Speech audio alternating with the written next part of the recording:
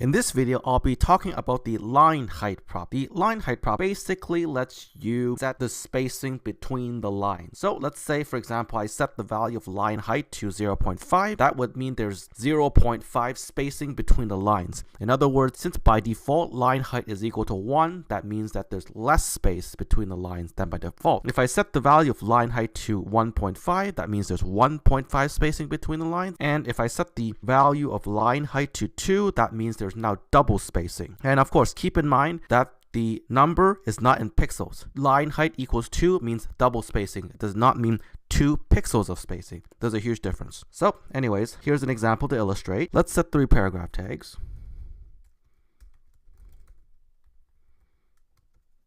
Let's give the first ID of A.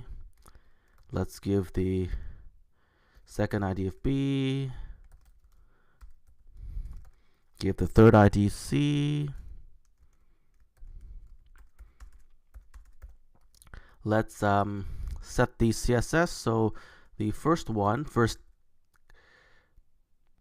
paragraph, which has an ID of A, let's give it a line height of 0.5.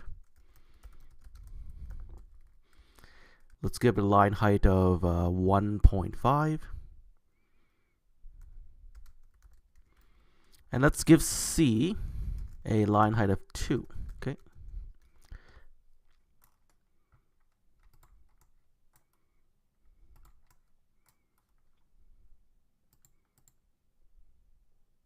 I've copy and pasted a random paragraph. Let me show you how this looks in the browser.